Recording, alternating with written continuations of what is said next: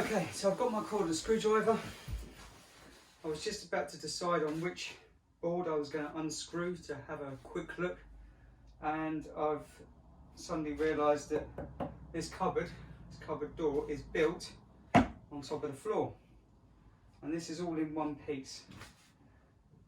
And also as well, by the looks of things, I've got a joist here, and the next joist is right underneath this beam.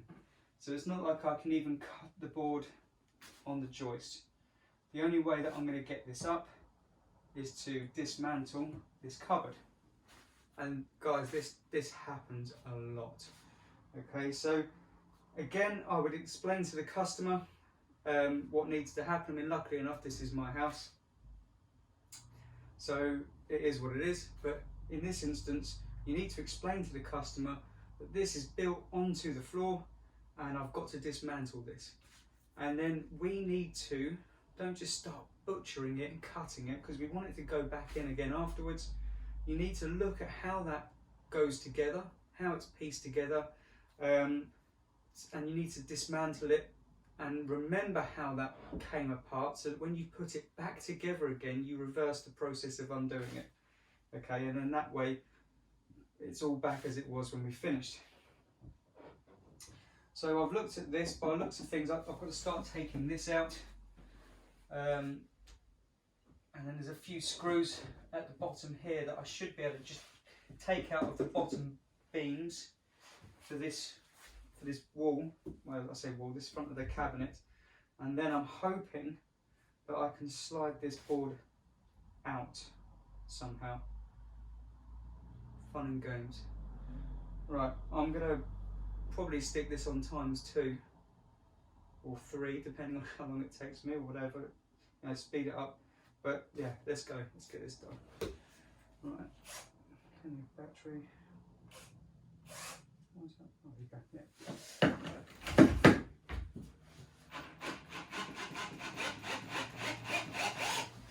So then, actually, before I stick it on ×2, what I'm doing there is, because the screws are quite tight, and they're not very good screws, a good trick with these cordless screwdrivers is, rather than gunning it and the screw's spinning and it's chewing it all up, and then you end up with a completely useless screw that you can't get out, if you just flick the trigger, that initial grunt is enough just to get the screw started, and then it will eventually release. And you can do exactly the same thing when you're working with your screwdriver on a wall. You put it in, weight behind the screwdriver, and then you use your wrist to just crack the screw off. And you use little bit. If it's jumping out, then you're doing too much. You literally just want to keep it in the screw, but enough just to give it that little twist. The moment the screw starts jumping out of the screwdriver starts jumping out of the screw, then it's chewing off the edges. You literally just want to, just give it a little tweak. And you can do the same thing with your cordless screwdriver. So yeah, again, let's get started.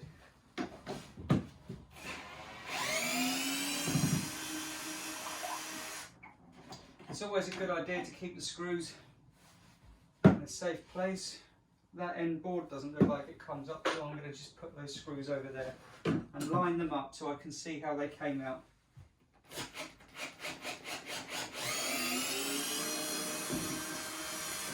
Again, we don't need impact drivers as electricians. There's no need for them, in my opinion. I've got this little, 12-volt Festool drill, nice and light, nice and quiet. Does everything that I need it to do. You can wind in, well, what's that, 150 timber locks with this. It's pretty good on the low speed. Obviously, depending on what you're screwing into, I don't strain it too much. I've got the bigger one, the bigger combi drill if I need it. But apprentices, get used to feeling what's happening with the screw. You don't want to be spinning around and chewing it up, because all you're going to do is create a lot of work for yourself. Because once that screw head's destroyed, that's it, game over. You've got to break that screw, or you've got to break the wood, or drill the screw out, which I've never done that myself, but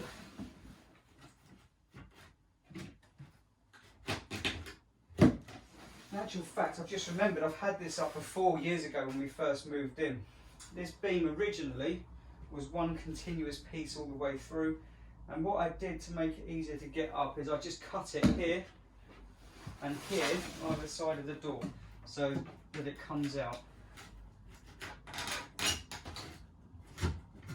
like that. So I remember doing that before actually.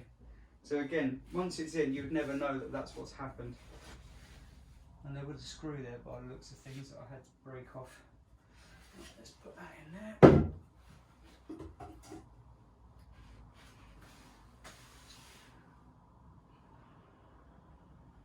So I'll get rid of the gripper rod straight away. Okay, let's get rid of the gripper rod.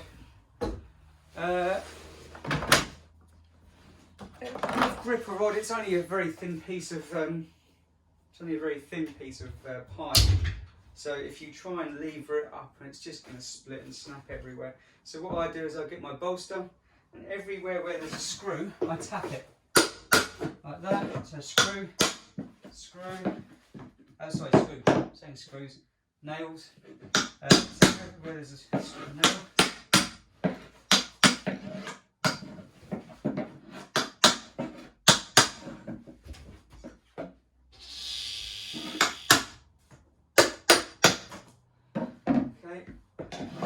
Released it, you can just get that under and twist the bolster, and it should all come off in one length. There we go. And then obviously being careful, I should probably be wearing gloves for this, but being careful, just make sure that you put it somewhere safe, because again this stuff is evil. If I can tuck that behind there. There we go. Keep that safe. Right.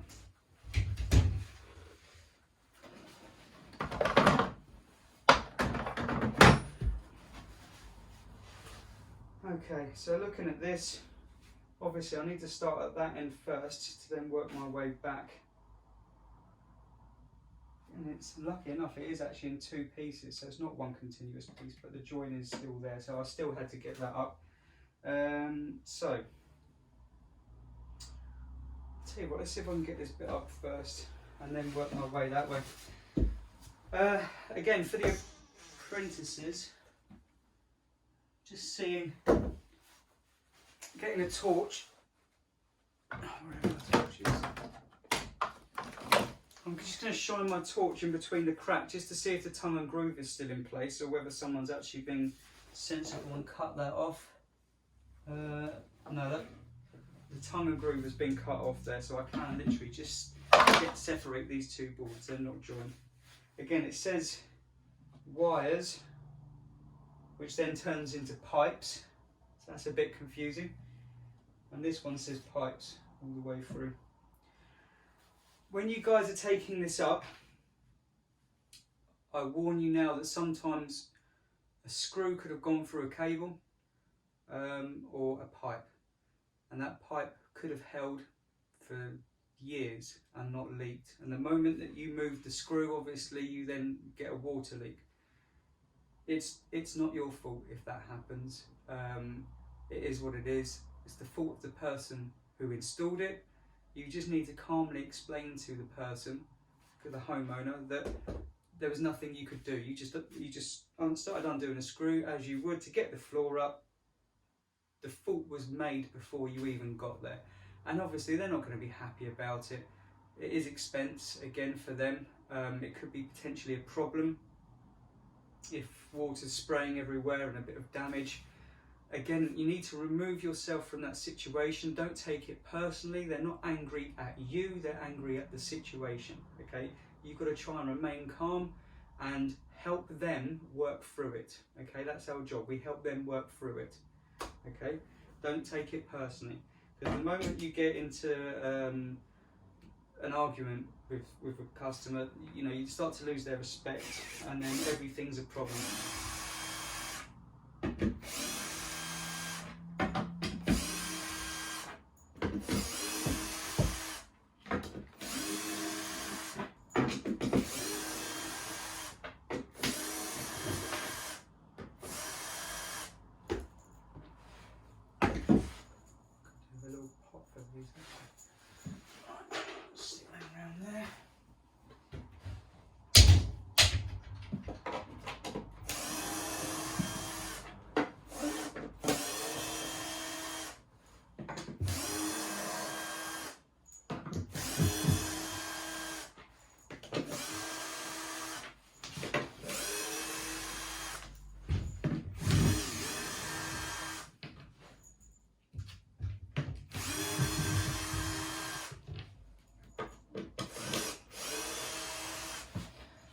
if when you're trying to get the screwdriver into the screw and it's full up with dust, just get the hoover on it and suck the dust out, or blow it, or get a small screwdriver, flathead preferably, like this one, and just put that in there and work the dust out. Because if the dust is in there, the point of the screwdriver can't get in, you're not going to get a good grip. So just a screwdriver, work it, blow it. If it doesn't come out, try your hoover. Don't just sit there trying to force the screw, or try and force that to stay in, because it just won't. If this tip can't physically get into the screw, it's never going to work. So just bear that in mind.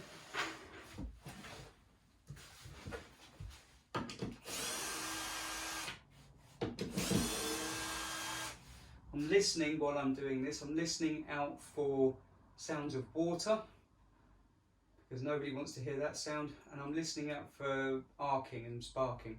Okay, so I'm just listening out for stuff while I'm doing it. Okay.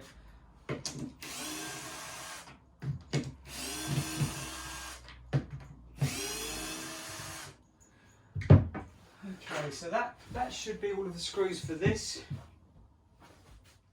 I now need to get the screws out the bottom of this panel.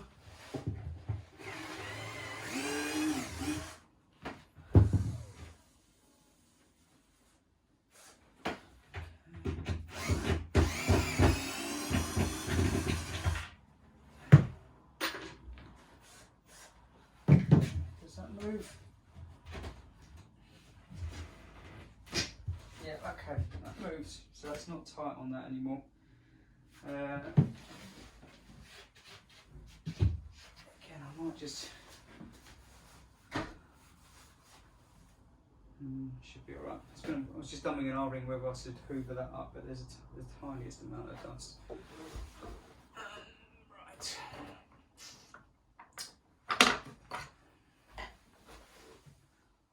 Find a corner. It looks like this corner's been used before. Okay, it is lifting. So what I'm going to need to do is try and get something else under there as well.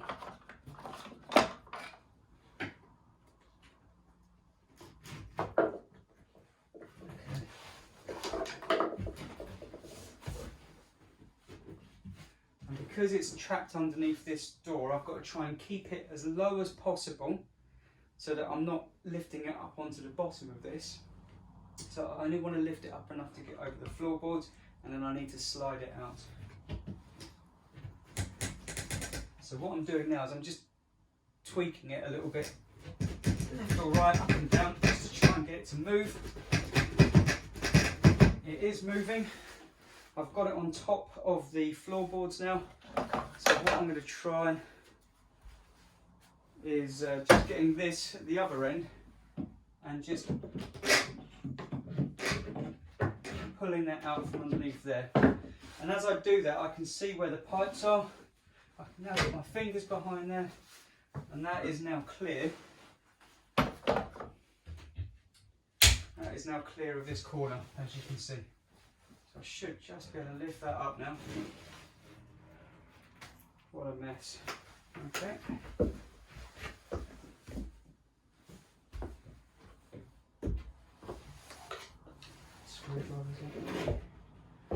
It's always a good idea not to leave tools kicking around on the floor, because otherwise A, you could slip on them and fall into the floor, but also as well, we've all found other people's tools under the floor where they haven't looked after them properly and kept them out of the way.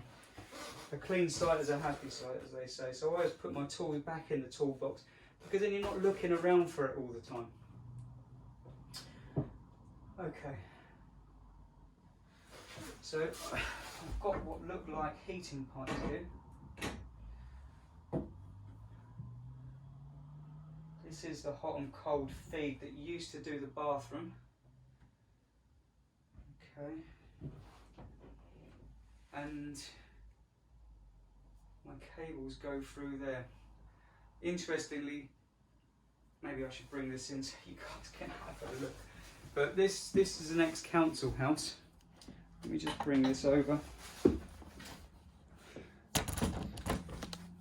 if I drop this down a bit. You can see, I'll tell you what, let me take it off of this, it'll be easier. Stick that back over there. So yeah, you can see this is an ex-council house.